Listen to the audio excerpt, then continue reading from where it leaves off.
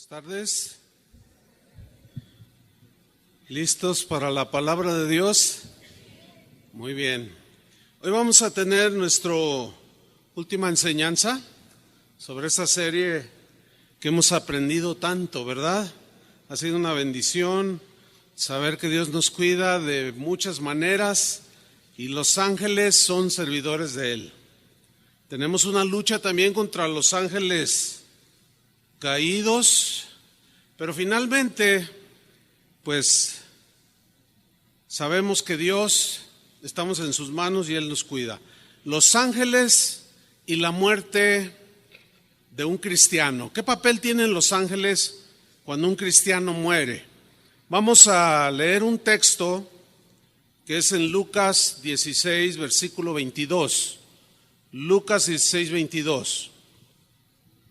Dice así: aconteció que murió el mendigo, digan todos, murió el mendigo,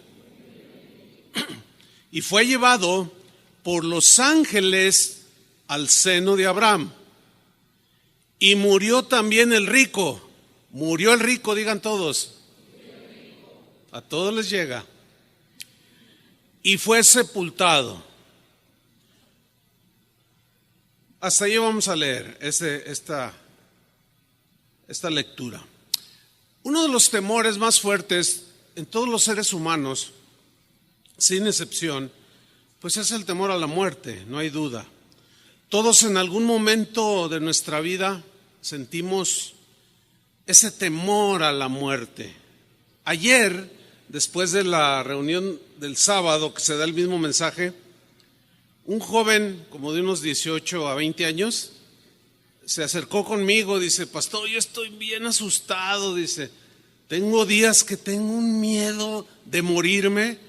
Y yo le dije: ¿de ese tamaño son tus pecados? Dice: pues sí, pues es que yo he vivido como yo he querido y tengo miedo de que si me muero, ¿a dónde me voy?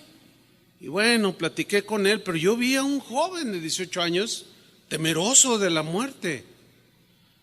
Esto es algo muy humano. El rey David, por ejemplo, dijo en una ocasión, en el Salmo 55, versículo 4, lo siguiente: mi corazón está dolido dentro de mí. Él estaba pasando por aflicción.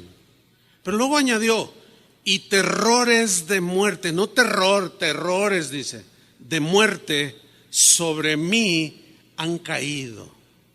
Esta es una situación muy humana. Todos los seres humanos llegamos a sentir ese miedo a la muerte. Se dice que un día la vida le preguntó a la muerte: ¿por qué la gente me ama tanto y a ti te odian tanto? Le preguntó la vida a la muerte. Y la muerte le respondió: fácil, dice, porque tú eres una hermosa mentira y yo soy una dolorosa verdad. Y sí es cierto. Sí, la muerte es una dolorosa verdad. Que lo crea o no, lo desee o no, tarde que temprano enfrentaremos ese evento. También es verdad que la vida en cada uno de nosotros no es igual.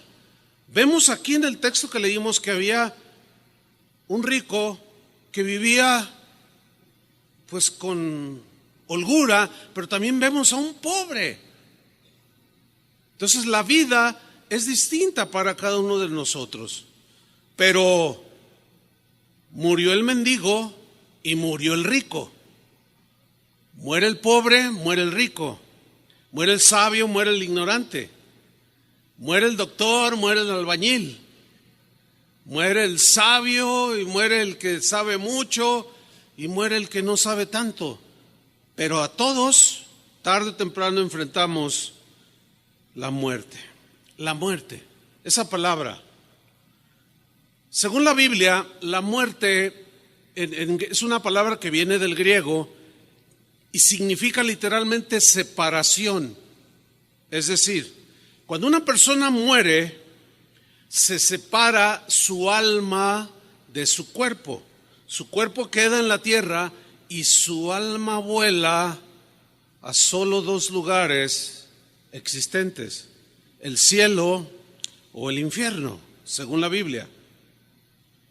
Pero todos enfrentaremos tarde o temprano esta eventualidad. La Biblia es el único libro que habla del origen de la muerte, la razón del por qué el ser humano muere. Y esta está revelada en Génesis, cuando Dios le dice a Adán y a Eva que del árbol de la ciencia del bien y del mal no comerás. Génesis 2:17. Porque el día que de él comieres, ciertamente es una palabra que significa sin duda alguna, morirás. La muerte aquí tiene dos sentidos. Un sentido netamente espiritual. Hay una separación espiritual de Dios con el hombre. Esa es muerte espiritual. No hay vida de Dios. Y muerte física, la separación del alma del cuerpo. El espíritu, ese va a Dios, que es el hálito de vida, ¿sí? Pero el alma es donde está nuestra conciencia, donde están nuestros sentimientos, donde sabemos quiénes somos, donde discernimos, donde tomamos decisiones, donde está la voluntad. Ese es el alma, el yo, ¿sí? Consciente. Pablo nos revela posteriormente en el Nuevo Testamento, en Romanos 6:23, que la paga del pecado, ahí está, la paga del pecado, la consecuencia del pecado es ¿qué? Muerte, separación de Dios. Separación de Dios y separación física de nuestro ser consciente, de nuestro cuerpo. Es pues la muerte es como una cuenta que tarde o temprano tenemos que liquidar. A todos nos llegará el día en que la muerte vendrá a cobrarnos la cuenta. Los mexicanos somos muy dados a reír acerca de la muerte. El latino por naturaleza es así. Toman de la muerte de manera humorística. Se hacen calaveritas y se dicen dichos acerca de la muerte, pero ignoran que una eternidad de sufrimiento les espera. Por razones del ministerio, los cementerios son lugares donde frecuentamos los pastores, pues, de manera continua. ¿Por qué? Pues porque se mueren también ustedes, los hermanos. Entonces tenemos que enterrarlos, tenemos que sepultarlos. Su cuerpo, aunque su alma vuela con el Señor, llevado por los ángeles del Señor hasta la misma presencia de Dios. Pero para mí es inevitable en algún momento empezar a leer algunos epitafios que están ahí en las tumbas. Por ejemplo, había uno que decía así con humor lo siguiente: decía, aquí yace Gilberto García, que con un fósforo un día fue a ver si gas había, y sí había. ¿A quién se le ocurre ese epitafio? Pues lo toman con humor, pero la pregunta es, bueno, su cuerpo está ahí y su alma. Esa es la gran pregunta. Otro epitafio decía, Luciano, aquí te espero pacientemente porque sin duda te tocará. Sé que un día de seguro llegarás donde yo estoy, tu esposa. Otro epitafio decía de manera así contundente, estoy aquí en contra de mi voluntad. Para que vean la impotencia que siente el ser humano ante la muerte. Y hay quien deja ahí pues su epitafio. Pero los epitafios en las tumbas de los cristianos son muy distintos. Por ejemplo, en uno se leía, si me amáis, no me lloréis a mí. Más bien, venid y buscadme, porque estoy en el reino de los cielos. Oh, eso está interesante, ¿no? Porque, ay, papá, ay, abuelita, no me llores a mí. Yo estoy en el reino del cielo. Ven y búscame acá. acá estoy, acá te espero. El Salmo 23, versículo 4, es de los epitafios más socorridos por los cristianos, de los favoritos.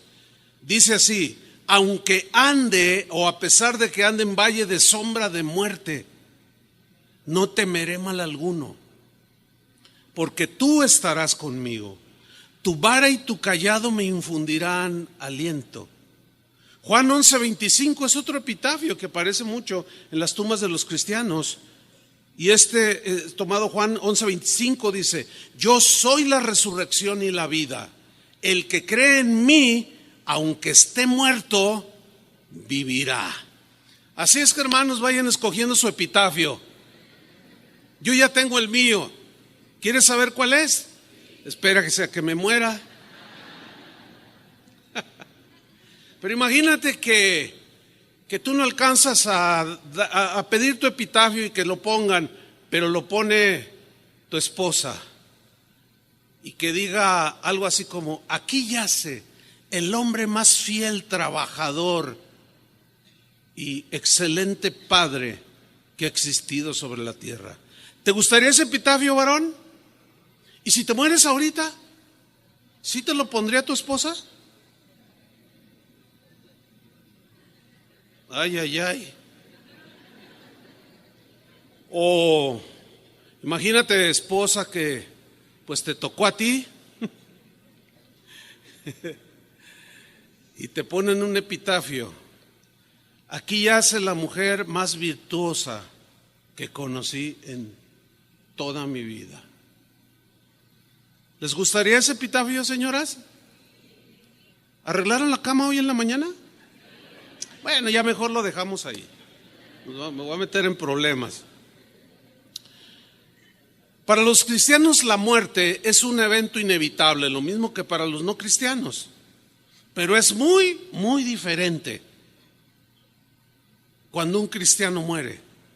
Como humanos, tanto ateos, no creyentes o como sea, o cristianos, todos sentimos un dolor, todos sentimos una tristeza. Eso es muy humano.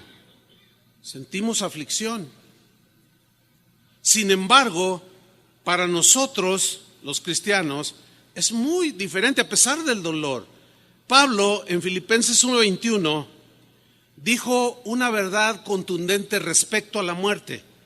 Dijo lo siguiente, Filipenses 1:21: porque para mí, dijo, el vivir es Cristo. Mi vida está consagrada para vivir para Dios. Y el morir es ganancia, dijo. Bueno, para alguien que no cree y para los que rechazan a Jesús, esto que dijo el apóstol Pablo suena loco. ¿Cómo que morirme es ganancia? Para ellos, cuando algunos de los que no creen mueren, ellos tienen una frase, así como nosotros tenemos esta: para mí el vivir es Cristo, morir es ganancia. Ellos también tienen su frase que no falta en cualquier funeral de gente que no vivía sin Dios, sin temor de Dios.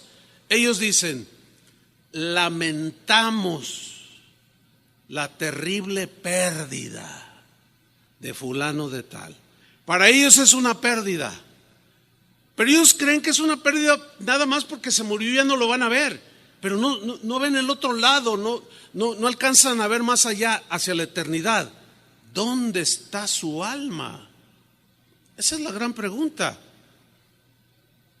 Ellos dicen: lamentamos la pérdida, y nosotros decimos: nosotros ganamos cuando nos morimos. ¿Ven cómo es tan diferente?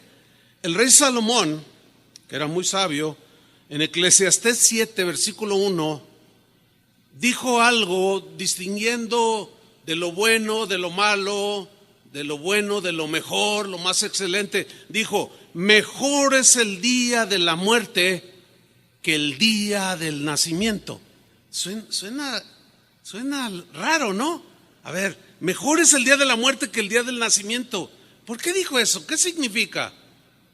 ¿Por qué es mejor el día de la muerte que el día del nacimiento? La respuesta es sencilla, hermanos. Porque es el fin, la muerte es el fin, en el caso de nosotros, de todos los afanes, de todas las luchas, de todas las aflicciones, de todas las preocupaciones. Ya no te vas a preocupar por la renta. Ya no te vas a preocupar por desvelarte, acostarte temprano y levantarte muy de madrugada para subirte a un camión atiborrado de gente que a veces no se baña. Todo eso se acabó. Las preocupaciones, las enfermedades, todo eso terminó. Por eso dice Salomón, mejor es el día de la muerte que el día del nacimiento. Una vez, en los inicios de casa de oración, allá por los años 80, nos sucedió algo que quiero contarles. Había una señora que tenía una hija que un día enfermó de muerte y nos pidió oración. Aquí oramos continuamente por los enfermos y Dios ha hecho milagros extraordinarios y le damos gracias al Señor. Pero recuerdo que pidió oración y oramos por su hija. Ellos asistían a casa de oración. Pero en medio de esa oración y la adoración al Señor, Dios le dio al pastor Chava Pardo una palabra y tomó el micrófono y dijo, yo tengo una palabra para usted, hermana. Y la hermana así expectante y le dice, su hija sanará, le dijo así. Y la hermana lloró y se consoló y se fue bien contenta. ¿Y qué creen? Que se muere la muchacha. Y cuando nos enteramos, y que llega la señora después del sepelio a reclamarnos que le habíamos mentido, pero le reclamó a Chava, porque él fue el que le dio la palabra. Entonces yo dije, ay Señor, ¿qué le va a decir? Yo no sabría qué decirle, porque no tenía la gracia en ese momento, porque yo no era el involucrado directo. Yo dije, ay Señor, ¿qué le va a decir? Y Chava le dice, no le engañamos, su hija sanó. No, pero se murió, pero está sana. Ya no tiene cáncer, ya no le duele, ya no llora, ya no se pone triste. Esa es la sabiduría de Dios. Porque tenía razón el pastor Chava. Bien que se la sacó con la sabiduría de Dios, ¿verdad? Estuvo bueno eso. Isaías 57, versículo 1. En la versión Dios habla hoy. Dice el profeta, los hombres honrados, en la Reina Valera dice, muere el justo. Pero aquí dice, los hombres honrados, las mujeres honradas mueren y nadie se preocupa. O sea, pues, toda la gente se muere, esa es la idea. Pues también se murió. Era un hombre bueno, una mujer buena, pero no les preocupa. Los hombres buenos, dice, desaparecen y nadie entiende, aquí está, que al morir se van libres de los males. Ahí está, sí había sanado la muchacha, ¿o no? Murió una joven justa, lavada con la sangre de Cristo. Pero pocos entendieron que al morir se fue libre de sus dolencias y de sus males y de sus aflicciones. Y lo dice el versículo 2, y entran en la paz. En la paz. Todo el mundo quiere paz. Entran en la paz. Habían seguido un camino recto y ahora descansan en sus tumbas. Bonitos textos, ¿no? Descansan. Esa palabra me recuerda a Jesús cuando dijo, vengan a mí los que están trabajados y cargados, yo los haré descansar. Ese descanso del alma, esa paz del alma que solo Jesús puede dar. Pero que al morir el cuerpo y separarse el alma y los ángeles llevar nuestra alma a la presencia de Dios, pues ¿quién se va a acordar de los dolores, de las enfermedades o de las deudas o de las aflicciones? Nadie. En el Salmo 116, versículo 15, el rey David dijo algo que pocas veces se toma en cuenta. No se analiza con objetividad y el cristiano a veces se confunde y no lo entiende. Voy a leerlo en la versión moderna. Dice así: preciosa a los ojos de Jehová es la muerte de sus santos. La Reina Valera dice: estimada, anhelada, deseada, apreciada a los ojos de Dios es la muerte de uno de sus hijos. ¿Cuántos son hijos de Dios? Es estimada, deseada. ¿Cuántos de ustedes tienen hijos que viven lejos o en otro país? Levanten su mano. Uy, un buen número. ¿Les gustaría tenerlos cerca? Claro, dice.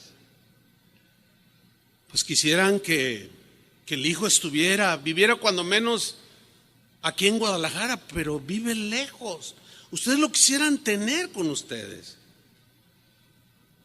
Cuando Adrián tuvo su primer nieto, y que es el único hasta ahorita, era el hombre más feliz de la tierra. Tanto que empezó a mandar fotografías de todos colores y sabores. Yo le tuve que decir: oye, ya no me mandes, ya tengo 1700 fotos de tu nieto. Ya me saturaste la memoria de mi teléfono. Es que estoy muy feliz porque mi nieto, y fotos así, cargándolo arriba, jugando, arrastrando, de todos. Un día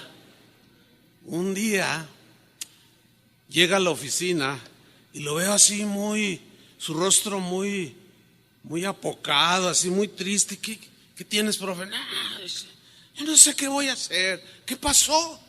Dice: mi nieto se va a ir a vivir lejos. Noten que no dijo mi hija, dijo mi nieto.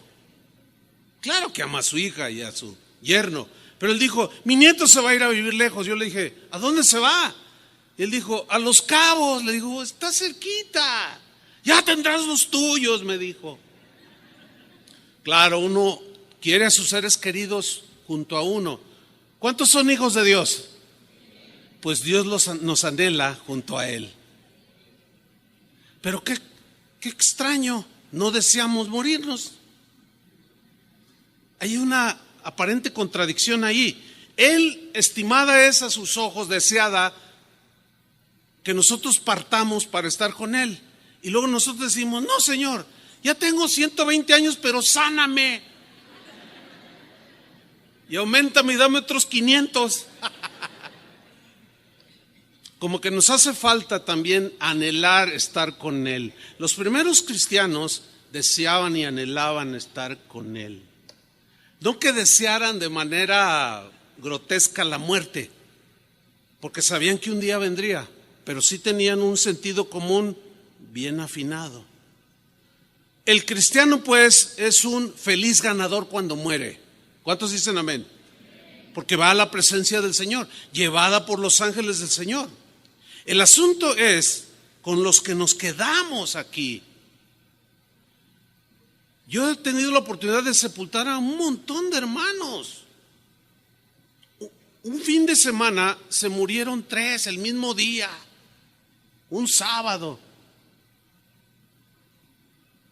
Yo tuve que decirle a Toño: tú encárgate de uno, y a Charlie: tú encárgate de otro hermano, y yo me encargo de otro, porque pues así tenía que ser. Y celebramos en un mismo día 3. Y en 36 años, créanmelo, hermanos, se han muerto un buen número de hermanos. Pero he notado que los que nos quedamos, contrario a ellos ya se olvidaron del dolor, el llanto, las lágrimas, la tristeza, los dolores, porque ya en el cielo no hay más tristeza, ni más llanto, ni más dolor.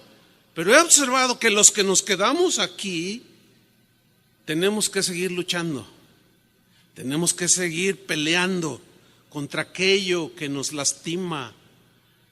Tenemos que luchar continuamente contra el pecado que nos asedia, contra la enfermedad que de pronto invade nuestros cuerpos, con la desilusión que nos provocan los otros seres vivos, como nuestros hijos, o el cuñado, o el papá, o la mamá, con las traiciones, con la violencia. Tenemos que aguantar a los políticos. No sé si sea la tortura más terrible que hay, no lo sé, Pero la injusticia, la corrupción, miles de cosas, los que nos quedamos tenemos que seguir enfrentando y luchando hasta el último día de nuestra vida. Por eso Pablo decía, el morir es ganancia. Una vez Jesús les decía a sus discípulos, a la gente que lo escuchaba, que él tendría que morir en una cruz. Y empezaban a llorar. ¡Ay, no! Y dijo, no, espérense. No lloren por mí, lloren por ustedes. Claro, Jesús iba a sufrir los dolores de la muerte como consecuencia de la paga de nuestros pecados por ti y por mí. Pero los que se iban a quedar iban a sufrir una persecución por haber creído en Cristo terrible. Por eso Salomón sabiamente en Eclesiastés 7:1, ahora lo voy a leer en la versión en lenguaje actual, es el mismo versículo, ya lo leí anteriormente, pero leo hasta el versículo 4, porque miren lo que dice Eclesiastés 7:1.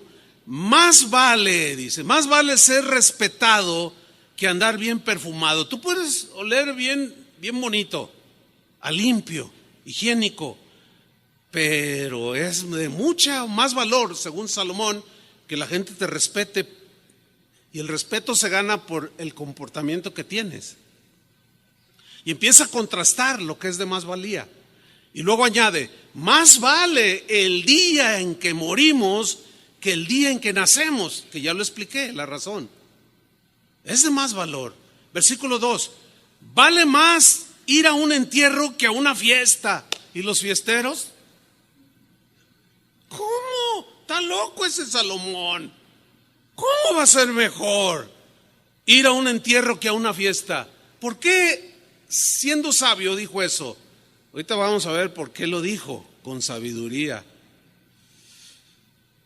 Más vale ir a un entierro que a una fiesta, pues nos hace bien el recordar, al ver al difunto allí, que un día moriremos. En la Reina Valera dice, porque vamos a considerar y vamos a reflexionar y vamos a volver así, vamos a recapacitar, como diciendo algo así, algún día seré yo, algún día me tocará, y mi alma, ¿a dónde irá? ¿Qué va a ser de mi vida, de mi ser interior? Dice el versículo 3, más vale llorar que reír, el llanto nos hace madurar, porque el dolor nos quebranta y nos hace reflexionar. Versículo 4, en un funeral, dice, los sabios saben cómo comportarse, porque el sentido común está apropiado, está en buen nivel, se sabe cómo comportar, hay reflexión, hay volver en sí, meditando. Un día yo estaré allí sin duda. Y mi familia, ¿cómo me he portado con mi esposa? ¿Cómo he tratado a mis hijos? ¿Cómo me he comportado con mis compañeros de trabajo? ¿Cómo he maltratado o cómo he tratado bien a mis compañeros en la escuela o en el trabajo? O sea, el sabio sabe cómo comportarse, pero los tontos solo ríen y hacen chistes. Esos quieren siempre andar de fiesta. Y a muchos en la fiesta les llega por los pleitos que hay. Ciertamente, repito, como seres humanos nos duele, nos entristece y lloramos cuando un ser muy cercano a nosotros muere. Sin embargo, sabemos que es ganancia para él. Hay tristeza, pero a la vez hay un gozo. Hay unos sentimientos ahí medio encontrados, pero que nos ubican. Cuando un cristiano muere, tiene una promesa contundente que dio Jesús. Y esa promesa tiene que ver con la resurrección del cuerpo que está ahí en el hoyo, en la tumba. Había una familia, había 3 hermanos. Uno se llamaba Marta, otro se llamaba María, y había un hombre. El tercer hermano se llamaba Lázaro. ¿Recuerdan esa historia de Lázaro? Y Marta y María, sus 2 hermanas. Dice la Biblia que Jesús los amaba mucho. Un día Jesús andaba lejos de la aldea donde vivía Lázaro y con sus hermanas, y le fueron a avisar que Lázaro había enfermado y había muerto. Entonces Jesús se los comunica a sus discípulos y les dice: vamos a la aldea a ver a Lázaro porque Lázaro duerme, así dijo. Y los discípulos dijeron: pues cuando despierte y pues ya despertará. La palabra dormir en la Biblia es un eufemismo que siempre se refiere a la muerte de un cristiano. Entonces, como ellos no entendieron la expresión, Jesús les tuvo que decir: no se equivoquen. Vamos porque Lázaro, mi amigo, murió. ¡Ay, cómo murió! Entonces Jesús va, y ahí van los discípulos detrás de él. Le sale al encuentro Marta y le dice: Señor, si hubieses estado aquí, mi hermano no habría muerto. Así le dice. Y Jesús le dice: ¿dónde lo pusiste? Ven y ve, Señor. Y dice que cuando se paró enfrente de la tumba de Lázaro, dice ahí el Evangelio de Juan, y Jesús lloró. Ese es uno de los textos más cortitos que hay. Y Jesús lloró, mostrando Jesús un corazón sensible, solidario. Él como humano sintiendo lo que estaba sintiendo Marta y María. Y lloró.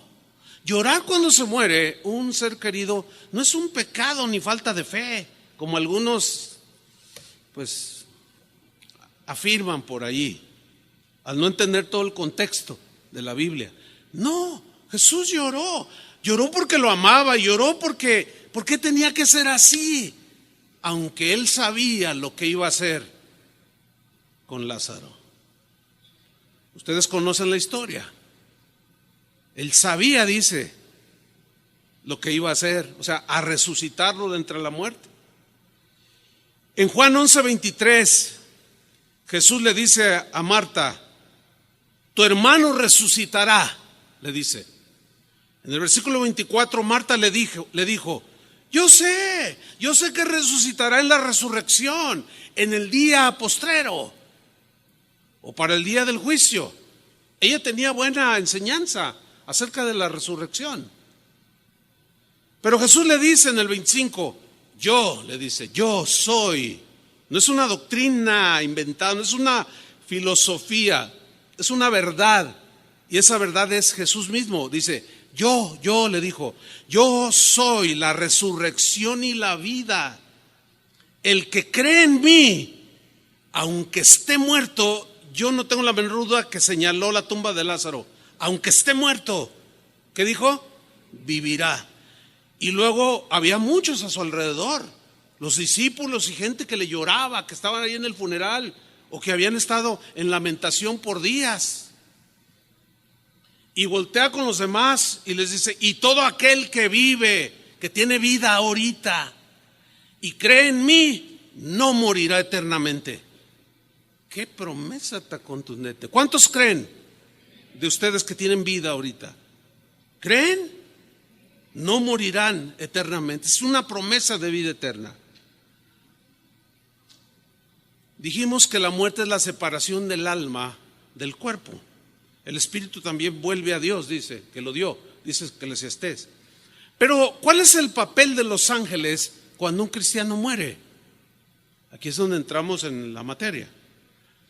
En Lucas capítulo 16, abra su Biblia, Lucas 16, hay una historia, algunos dicen que es una parábola, otros que tienen mucho peso, digamos, en su interpretación bíblica a través de los siglos del cristianismo, dicen que no es una parábola, que es una historia. Yo en lo personal me incluyo porque es una historia, algo que sucedió. No es un ejemplo para ilustrar algo, es algo real, porque le pone nombre y lugares. Y en las parábolas no le pone nombre a nadie. Entonces, es una historia. Leámosla. Lucas 16, 19. Había un hombre rico, digan todos hombre rico. Había un hombre rico, dice, que vestía de púrpura y de lino fino El púrpura era el color de la tela más cara de ese tiempo. Era el color de los reyes, de los príncipes. El lino fino eran telas muy caras que solo usaban, como el día de hoy, la ropa muy cara solo lo usan los ricos. El otro día me estaban contando de alguien que era muy rico y que murió no hace mucho, y que encontraron en su vestuario de este hombre rico, encontraron como 300 trajes sin estrenar, todos de marca Hugo Boss, Armani, qué sé yo, trajes que valen hasta $10,000. ¿Se puede imaginar un traje de $10,000? Este me costó $100. Un traje de $100,000. ¿Quién lo paga? Gente rica. Porque a veces, como una vez me paré, andábamos en un viaje misionero, tuvimos un poco ahí para conocer. Estábamos en Suiza y fuimos pues a las relojerías cuando vamos para ver. Y yo me acuerdo que me paré enfrente así un aparador y estaba un reloj en pues como un aparato que daba vueltas. Estaba así, dando vueltas. Estaba bonito el reloj. Y cuando le veo el precio, oye, a ver, ¿qué precio ven? Decía $65,000, decía el precio. Y decía US, o sea, dólares. Y entramos a la tienda, salió una chica hablándonos en español. Y yo le dije, oiga, ¿el precio de ese reloj es en dólares? Y dice, sí, es en dólares. Y luego yo le digo, oiga, ¿y hay alguien que compre eso? Pues por eso los vendemos, dice. Bueno, ¿quién compra esas cosas? Un rico. ¿Sí? Y hacía cada día banquete con esplendidez. Cada día hacía comilongas. Gastaba más no poder. No dice si su riqueza provenía de haber sido un servidor público. No dice. Pero vamos a imaginarnos un poco, como suele haberlos por ahí, que se gastan el dinero de la gente, que los proyectos que hacen los gobiernos para beneficiar a los más pobres, a los ancianos, a los huérfanos, a los que no pueden estudiar, y hay millones de pesos y se quedan con ellos. Y luego se van a Europa a gastárselo con botellas de vino de $5,000. ¡Qué vergüenza! Pero es una realidad. Y así vivía este rico. Había también, versículo 20, había también un mendigo llamado Lázaro que estaba echado a la puerta de aquel, lleno de llagas. Un mendigo vive de lo que le den. Sin duda a veces iba y metía su mano a la basura para sacar algo de comer. Pobre y enfermo, lleno de llagas. Y ansiaba saciarse de las migajas que caían de la mesa del rico. Y no le daba ni siquiera un poco. Qué terrible corazón. Y aún los perros venían y le lamían las llagas a Lázaro. Versículo 2. Aconteció que murió el mendigo. ¿Qué le pasó al mendigo? Se murió. Y fue llevado por los ángeles al seno de Abraham. O sea, llegó un momento que su cuerpo ya no dio más, su espíritu lo exhaló, ese fue directamente hacia Dios, y su alma se separó de su cuerpo. Vinieron los ángeles de Dios para llevárselo a la misma presencia de Dios. Oiga, ¿para qué tanto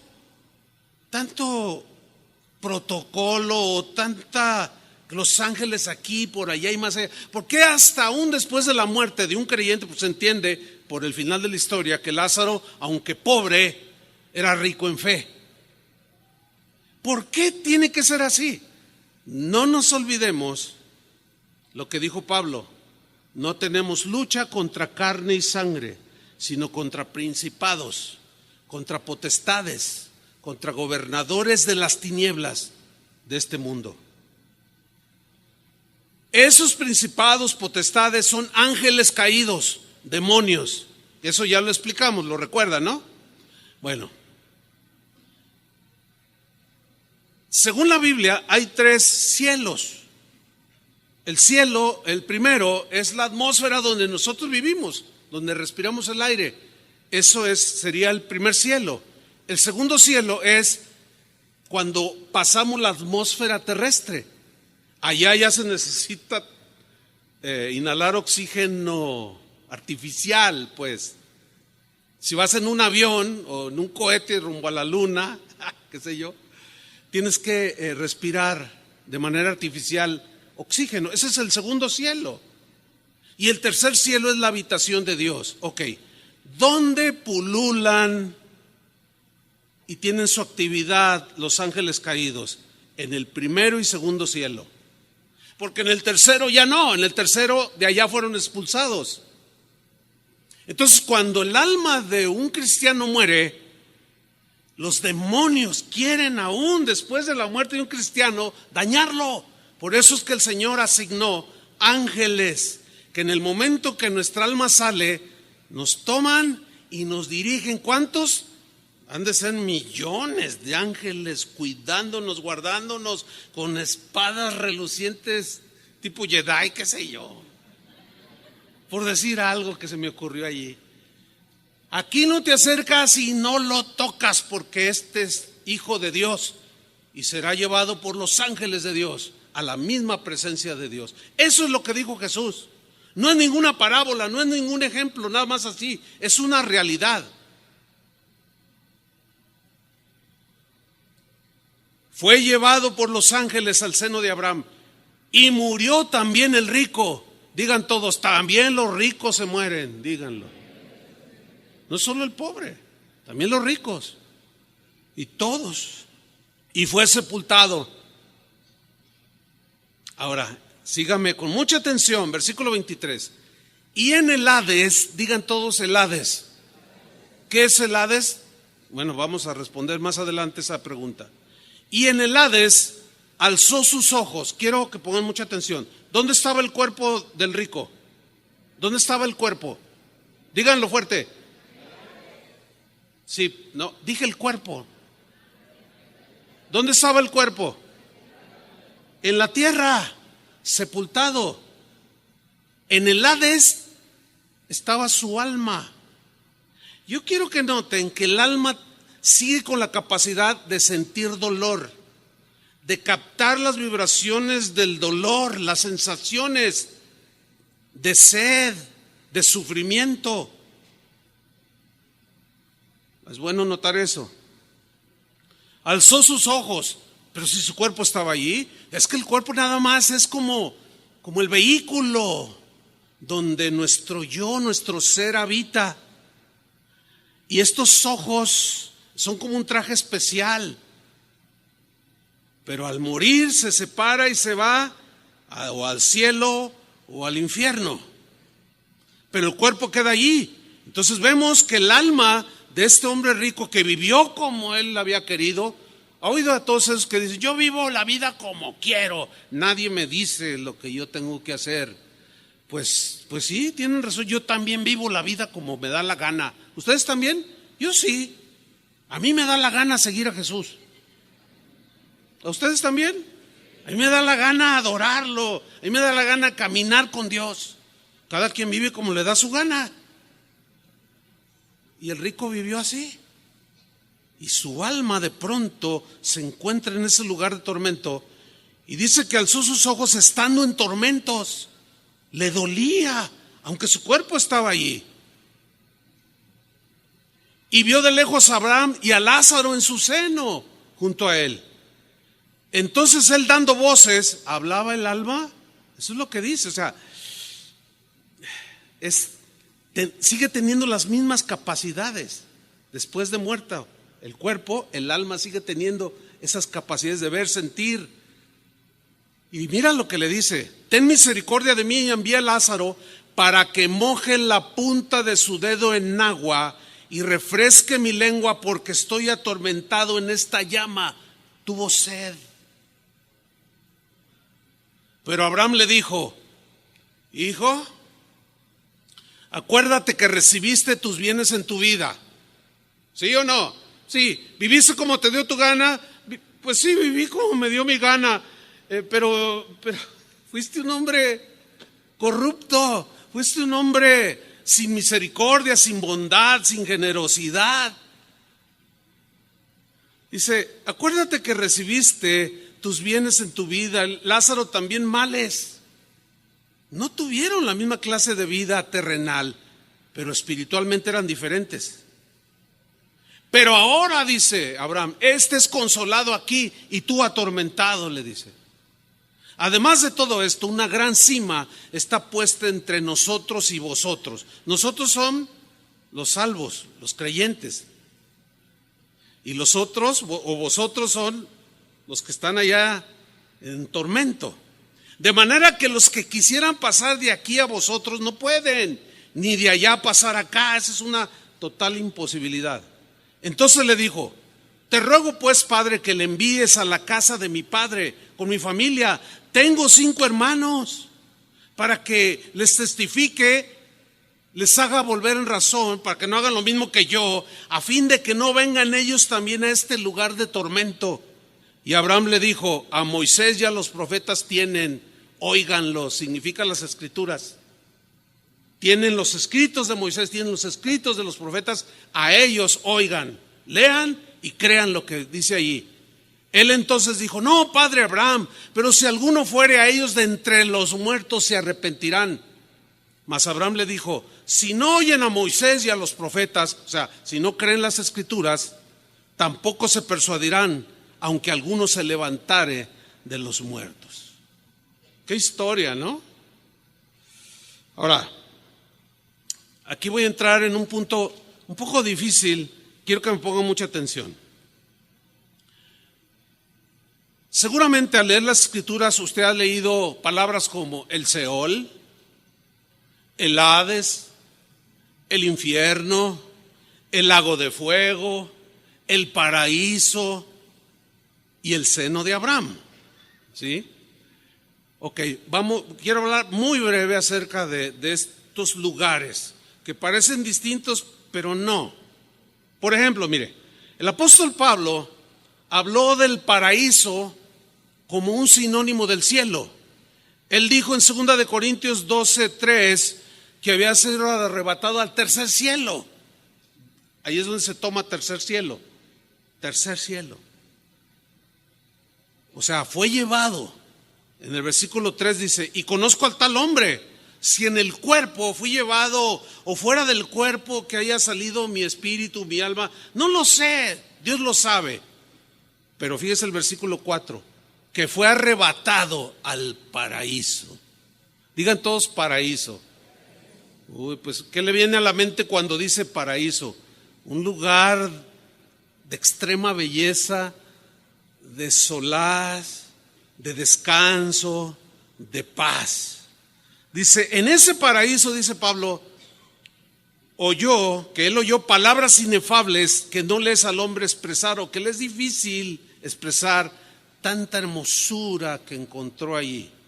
Bueno, vemos pues que aquí el paraíso es un sinónimo del cielo. Ok, cuando Jesús estaba en la cruz, ustedes recordarán, había 2 ladrones crucificados, uno a su derecha y uno a su izquierda. Uno de ellos dijo, Señor, acuérdate de mí cuando vengas en tu reino. Y Jesús lo mira y le responde, de cierto te digo que hoy estarás conmigo. ¿En dónde? En el paraíso, en el tercer cielo, o en el cielo mismo. Su alma, porque su cuerpo iba a morir y iba a ser enterrado. ¿Me están siguiendo? Ok. El seno de Abraham. Digan todos el seno de Abraham. Esa frase solamente aparece una sola vez ahí en Lucas 16. No aparece en otra parte en la Biblia. Ok, el seno de Abraham, así le llamaban los judíos antes de Jesús, durante Jesús, el tiempo de Jesús, y todavía le siguen llamando el seno de Abraham, a donde van, esa es su fe de ellos, todos los creyentes en Dios. Entiéndase paraíso, entiéndase el cielo mismo. Entonces el seno de Abraham es otro sinónimo del cielo. Es sinónimo del paraíso. Los hombres impíos, escuche bien, los hombres malos, las mujeres sin temor de Dios, verán a los justos, los podrán ver de alguna manera, así como el rico vio a Lázaro, los verán en felicidad y ellos mismos se verán y sentirán el tormento. Y se van a dar cuenta que hay un grande abismo entre los dos lugares, paraíso, cielo, seno de Abraham, como en el infierno.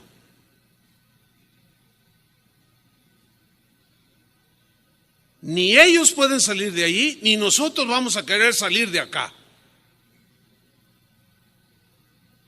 ¿Han oído ustedes cuando la Biblia dice el Seol?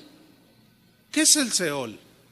El Seol es simple y llanamente la tumba, el lugar de los muertos, o sea, de los cuerpos que ya no tienen alma ni espíritu. Ese es el Seol, la tumba. ¿Dónde estaba el rico? En el Seol. ¿Dónde estaba Lázaro? En el Seol, o sea, en la tumba, bajo tierra. Bueno, acuérdense que dice la Biblia que estando el rico en el Hades, digan todos el Hades. Ok. La palabra Hades es una palabra griega que significa el infierno. Ahora, ¿dónde estaba su alma? En el Hades. ¿En dónde? En el infierno. ¿Dónde estaba su cuerpo? En el Seol, bajo tierra. ¿Sí? La Biblia, Jesús lo nombró otra palabra que es el Gena. Esta tiene otra raíz, Gena. Su raíz también es griega, pero también se traduce como infierno. Las Escrituras en el Nuevo Testamento nos enseñan que el Seol, o sea, la tumba, ahí vamos todos los seres humanos, creyentes o no. Ahí vamos. Esto nos enseña el Nuevo Testamento. El Hades es el lugar temporal donde van los malos, los corruptos, los mentirosos, los adúlteros, los pecadores, los que viven como quieren, van al Hades. Nosotros vamos al paraíso. Ambos son lugares temporales donde el alma descansa o está atormentada. Ambos, creyentes y no creyentes, esperamos la resurrección final. Los impíos no quieren que llegue eso, porque aún sus cuerpos resucitarán, se volverán a unir con sus almas para finalmente ser sentenciados en el juicio del gran trono blanco, que se conoce como el día del juicio final, y serán lanzados al lago de fuego, que es donde está el lloro y el crujir de dientes, donde hay tormento por toda la eternidad, contrario a los que creyeron en el Señor, que están en el paraíso. Al venir sus cuerpos, al venir la resurrección, se une con sus cuerpos y vamos en cuerpo, alma y espíritu al tercer cielo. Ya no en alma, sino con el cuerpo resucitado. ¿Entendieron, hermanos? ¿O más o menos? No, dice la hermana, bueno, pues vuélvanlo a escuchar, ya no lo puedo repetir. Eso es lo que les iba a decir, vuelvan a escuchar. Son sinónimos, no son lugares diferentes. No nos hagamos mucho problema. Si no, pues olvídense, ¿no? No son lugares diferentes, son sinónimos. Ok. Lucas 23:43, aquí nos lo dice Jesús, lo que yo acabo de afirmar. Dice Lucas 23:43, entonces Jesús le dijo, de cierto te digo que hoy estarás conmigo en el paraíso, refiriéndose al ladrón. ¿Quién iba a estar con él en el paraíso? El alma. así como el alma misma de Jesús. ¿Su cuerpo dónde quedó por 3 días? En una tumba. Ok. Segunda de Corintios 5:8. Pablo nos asegura que un cristiano que muere inmediatamente va a la presencia del Señor.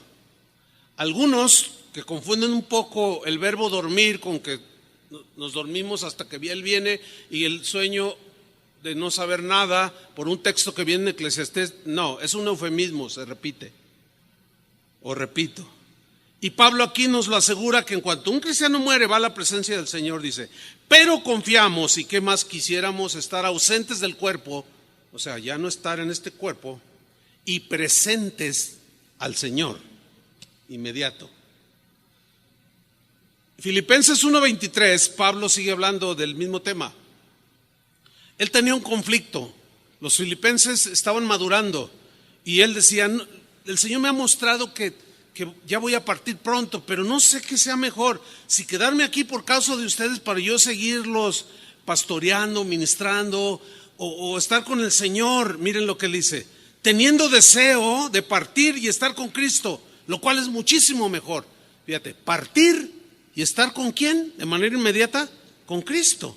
¿Dónde está Cristo? Pues en el tercer cielo, ya en cuerpo resucitado, lo cual es muchísimo mejor. Ahora, en Apocalipsis 19:20 y capítulo 20, versículo 10, 14 y 15, ahí habla de un lugar que es el infierno literal, ya. Es un lugar de castigo eterno para todos los que rechazaron a Jesús, pero que ya estarán en cuerpo, después del juicio del gran trono blanco, en cuerpo y alma, recibiendo ese castigo en ese terrible lugar llamado infierno, que según palabras de Jesús fue preparado para el diablo y sus ángeles, no para nosotros. Pero allí van todos aquellos que siguen el ejemplo de Satanás, de rebeldía contra Dios. Pero aquellos cuyos nombres están escritos en el libro de la vida del Cordero, estaremos en cuerpo y alma en la misma presencia del Señor, en el paraíso, en el cielo, en el tercer cielo, para vivir eternamente al lado de su Señor. ¿Cuántos dicen gracias, Señor? ¿Cuántos esperan ese día? Los primeros cristianos anhelaban ese día. Su fe en Cristo era sólida. Ellos habían sido lavados por la sangre de Cristo, que fue derramada en la cruz por sus pecados. Y ahora, al morir, su cuerpo estaba allí, sus almas allá, pero anhelaban volver a tener esa unidad en su cuerpo, como Jesús. Cuando Él resucitó, cuando Él murió, su cuerpo quedó en la tumba sin moverse. Él salió, pero resucitó, cobró vida el cuerpo, ya con un cuerpo glorificado. Nuestro cuerpo resucitado tendrá la misma consistencia que el cuerpo de Jesús. ¿Se acuerdan cuando los discípulos, después de que Él murió, y estaban todos tristes, estaban allí en el aposento, y de pronto Jesús entró sin abrir la puerta? Se dice claramente que traspasó la pared y lo vieron. ¿Cómo había entrado? Porque el cuerpo resucitado ya no estará sujeto a las leyes terrenales. Es un cuerpo totalmente distinto. Jesús nos habló de esto. Juan 5:28. Miren lo que dice: no os maravilléis de esto. O sea, que no les sorprendan, no se perturben, no se maravillen de esto. ¿Qué? Porque vendrá hora, y a todos se le llega la hora, ¿no? Cuando todos los que están en los sepulcros, ¿quiénes están en los sepulcros? Buenos y malos. Están en el Seol, están bajo tierra. Cuando todos los que están en los sepulcros oirán su voz, y los que hicieron lo bueno, entiéndese, los que tuvieron temor de Dios, abrazaron la palabra de Dios, amaron a Jesús, creyeron el Evangelio, los que hicieron lo bueno saldrán a resurrección. ¿De qué? De vida eterna. Mas los que hicieron lo malo, a resurrección de condenación. Ahí está. Un hermano me preguntó, oiga, ¿y cómo será? Porque pues los que ya son polvo. No sé. La Biblia no dice nada más, dice que resucitarán. Porque ¿qué de aquellos que esparcieron el polvo en un río? Pues eso se responde con lo siguiente. La Biblia dice en Apocalipsis 20 que hubo una orden del cielo que dijo que los muertos, que el mar diera a sus muertos, la tierra diera a sus muertos, todo diera a sus muertos, o sea, que resucitaran. ¿Qué con un cristiano que fue devorado por 10 leones?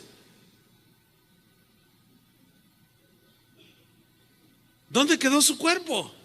Bueno, finalmente se hizo polvo junto con los leones. ¿Me explico? Y aquí es donde viene una pregunta que para muchos es importante. Para mí en lo personal es intrascendente, pero la voy a tocar. Pastor, ¿le es permitido a un cristiano ser incinerado? ¿Han pensado en eso? Les voy a dar una respuesta corta y les voy a responder con una pregunta. ¿Cómo están los huesos de Pedro, por ejemplo, en este momento? ¿Están hechos qué? Polvo. O los huesos de Esteban que lo apedrearon y ¿dónde está el cuerpo de Esteban? Ya no está. Es polvo, ya formó parte de la tierra. No se olviden de aquella máxima del Señor: polvo eres y al polvo volverás. Pues ya no están todos esos. ¿Cuál es la diferencia de alguien que fue incinerado, que es polvo, con el polvo del cuerpo del apóstol Juan? ¿Hay alguna diferencia? Entonces es intrascendente si incineran o no. Pero muchos se rompen la cabeza. Es que los cristianos se nos es prohibido. ¿Dónde? Y se preocupan por no tener un cuerpo incinerado que termine en polvo y se olvidan de su alma, que es lo más importante. No ponen el punto principal en el alma, que es eterna, y dicen, no, a mí no me quemen porque me voy al infierno. No sé si me expliqué. Ok. Entonces, tú decides si te incineran o no. Polvo eres y al polvo volverás. El que es incinerado simplemente lo adelantan a que se haga polvo. Eso es todo. Pero no hay ninguna afectación de tipo espiritual. La afectación espiritual está en el alma. Porque todos resucitarán. ¿Cómo? El polvo se unirá. ¿Qué sé yo? ¿Cómo lo irá a hacer el Señor? Pero así dice que habrá resurrección de vida, resurrección de muerte. Ok, para terminar. Los cristianos en el tiempo de Pablo se morían. Y a veces les sucedía a ellos lo que también a nosotros nos sucede, a los que quedan con vida. Dicen, ay, se confunden, lloran, se afligen. Y cuando uno está afligido, el ser humano y aún el cristiano tiene la tendencia de olvidar por el dolor. Se centra uno tanto en el dolor, la aflicción, que se olvida de la palabra de Dios, las promesas. Por eso la Biblia dice que vayamos con el que está en dolor y lo consolemos. Oremos por él. Porque algo nos pasa. Cuando estás enfermo, como que no conectas bien las ideas y hasta se te olvida que el Señor sana. Cuando estás triste, lloras y dices, ay, ya me abandonó hasta el Señor. Y no es cierto, es el estado de ánimo. Y a los cristianos en Tesalónica les pasaba algo así. Por eso Pablo les escribió lo siguiente. Vamos ahí y terminamos. 1 Tesalonicenses 4:13. Dice Pablo, tampoco queremos, hermanos, que ignoréis acerca de los que duermen. Acuérdense que dormir aquí significa que han muerto. ¿De acuerdo? Es un eufemismo. Que más abajo se dice más claro. Tampoco queremos, hermanos, que ignoréis acerca de los que ya se murieron. Dice otra versión muy claramente. para que no os entristezcáis como los otros que no tienen esperanza. O sea, hay una tristeza muy diferente a la que sentimos los creyentes a la que sienten los no creyentes. Mire, muchas veces hemos estado sepultando a un hermano, a una hermana, Julio, Chuy García, los que dirigen la alabanza, con una guitarra cantamos alabanzas. No es más que un hasta luego, no es más que un breve adiós. Y allá en el cielo nos volveremos a ver en la presencia del Señor, etcétera. Y hay llanto en los familiares, pero no hay esa desesperación como dice aquí. No quiero que ignores cerca de los que ya murieron, para que no se entristezcan como los otros. ¿Quiénes son los otros? Los que no tienen fe, los que no creyeron. Y cuando se les muere a alguien es una total desesperanza, porque no la tienen. ¿Cuántas veces hemos vivido esto? Que estamos ahí con llanto, lágrimas, sí, pero hay paz. Y al otro lado, así a 5 metros, están sepultando a otro. Y una gritería que se toman, pero gritan con unos gritos desgarradores, una desmayadera por todos lados. Las botellas de alcohol, no para tomar en este caso, sino, mamá, ¿por qué te voy? Se quiere aventar al hoyo, con una desesperanza total. Mire, no pocas veces esa gente ha venido, por favor, ¿cuánto nos cobran por cantar esas que cantan? Vengan a cantárnoslas acá. Y me dice Chuy, ¿cómo ves? Le digo, no, pues ve, cántale unas 3. A ver, vayan los cantores, las cantoras. Pero pues, obviamente ellos quieren pagar, imagínense. Es que oímos, ¿y por qué ustedes están así? Hay algo diferente. Y Pablo dice, no sean como los que no tienen esperanza, que se desmayan. No, es una ganancia para el que está muriendo allí. Y ustedes tienen que entenderlo. Versículo 14. Porque si creemos que Jesús murió y resucitó, ¿cuántos creen? Ok. Así también traerá Dios con Jesús a los que durmieron en Él, o a los que murieron creyendo en Él. Por lo cual os decimos esto en palabra del Señor, que nosotros que vivimos, Él tenía la fe que cuando Jesús viniera, Él iba a estar vivo. Posteriormente el Señor le reveló que no. Pero Él aquí en este momento tenía esa convicción, por eso se incluyó. Pero dice, pero nosotros que vivimos, que habremos quedado hasta la venida del Señor, no precederemos a los que durmieron, o sea, a los que murieron en Cristo.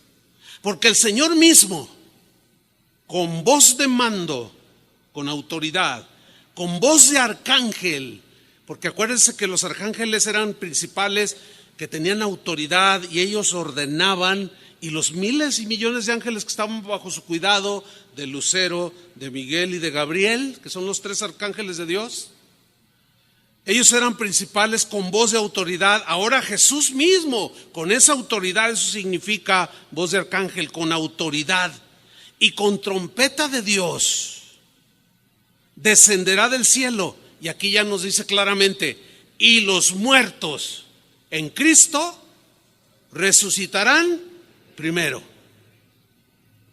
Luego nosotros los que vivimos, supongamos que viene en este momento el Señor. Según esto, ¿quiénes resucitarán primero? Todos los que hemos sepultado en los distintos cementerios aquí en la ciudad. Ellos resucitarán primero, dice.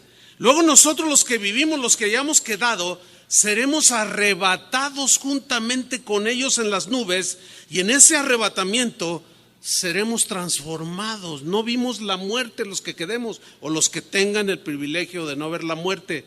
Sus cuerpos serán idénticos a los cuerpos resucitados de los hermanos en Cristo, y recibiremos al Señor en las nubes y así estaremos siempre con el Señor. Por tanto, dice, alentaos los unos a los otros con estas palabras. Hermanos, si Dios es con nosotros, ¿quién contra nosotros? Concluyo con esto. Está comprobado por muchos estudios que se han hecho que la actividad más reiterada, más repetitiva que los ángeles buenos y malos tienen es en los hospitales.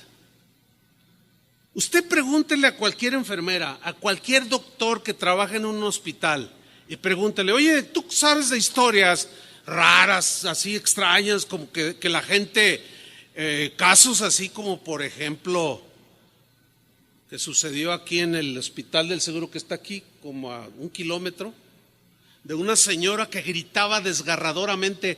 Había sido una señora mala. Y ahí hay varios cristianos que asisten aquí a casa de oración. Gritaba y decía: ya viene por mí, yo no me quiero ir, son demonios, están horribles. Y gritaba desesperadamente, como que miraba algo. Estaba a punto de la muerte. Y los demás: no, pues, ¿qué vemos? ¿Qué? Nadie la está llevando, señora. Sí, aquí está. Y de repente, ¡shh! ¿Quiénes eran esos? ¿Ángeles de Dios? Pero también va a escuchar historias de cristianos, y yo lo he vivido así directo, que está allí ya en las últimas el cristiano, la cristiana, y los familiares cristianos están en el dolor. Ay, hermano, ore para que el Señor le dé otros 500 años de vida. Ay, sí. Entonces uno pacientemente trata de hacerlos entender. ¿Cuántos años tiene tu mamá? Pues tiene 93. Oye, ¿no crees que ya?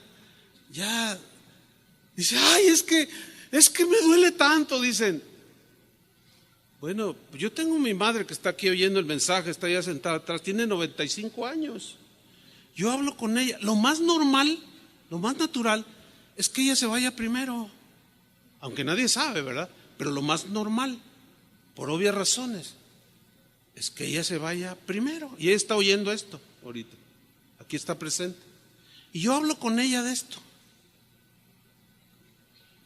Y he estado, hermanos, en situaciones así. Pero pastor, fíjese, mi mamá ya está delirando. Dice que ve ángeles que vienen por ella. Ah, no, entonces ¿por quién? No está delirando tu mamá. Está comprobando, se está comprobando en ese momento que Jesús dijo la verdad. ¿Qué ve? Le dije una vez a una mujer que estaba ya en las últimas, una hermanita que por años estuvo aquí. Dijo: hermano Chuy, es que veo ángeles, ya me quiero ir. Es que son tan hermosos y dice que me van a llevar con el Señor. La están oyendo y los hijos: ay, no. Digo, por favor. Tengo un mensaje por allí que habla del sentido común. Ya tengo como 3 años trabajando, poco a poquito ahí, semillita tras semillita. Pero un día se los voy a compartir, porque nos falta tanto, ya no digamos revelación profunda, simple sentido común de las cosas de este mundo. Yo les digo, ya es el tiempo, hermanos, acéptenlo. Bueno, finalmente lo aceptan, exhala su último aliento, el espíritu va al Señor, su alma sale. Hay muchos testimonios de gente que regresa al cuerpo y ven como todos lloran, los médicos llegan y le mueven. Y yo estaba viendo, dice, que me estaban tratando de resucitar, pero cuando yo salí de mi cuerpo, dicen, yo ya no tenía dolor, pero el Señor me dijo, todavía no es tu tiempo, vas a regresar. Y cuando entré a mi cuerpo, hay infinidad de historias así. Cuando entré a mi cuerpo, me volvió a doler el cuerpo, se volvió a sentir el dolor. Hay testimonios de sanidades impresionantes. Hermanos, tenemos todo asegurado. Hasta el último día de nuestra vida, los ángeles de Dios que son fieles nos cuidarán y nos llevarán a la misma presencia del Señor. Nuestro cuerpo irá a la tierra, lloraremos, te cantaremos, pondremos tu epitafio, lo que sea, pero un día el Señor vendrá con voz de mando, con voz de arcángel, y llamará a los que murieron en Cristo. Resucitaremos para estar con el Señor por toda la eternidad. ¿Cuántos les dan un aplauso al Señor? Amén. Pónganse de pie. Gracias te damos, Señor. Gracias, muchas gracias por tu palabra que alienta nuestros corazones. No somos gente sin propósito, sin esperanza en este mundo. Tenemos promesas sólidas y en ellas confiamos y creemos. Gracias, Señor, porque la actividad angelical de los ángeles que están contigo son a favor nuestro. Gracias por esta serie, Señor, que ha sido de mucha bendición para todos nosotros, porque tu palabra tiene esa cualidad, Señor. Gracias por las enseñanzas que tú nos has dado, el entendimiento, la revelación en tu palabra. Y gracias porque, como dijo el rey David, aún tú me guiarás más allá de la muerte. En el nombre de Jesús, muchas gracias, Señor. Sabemos y estamos confiados que estamos en tus manos y nada nos apartará de ti, Señor. Amén. Dele un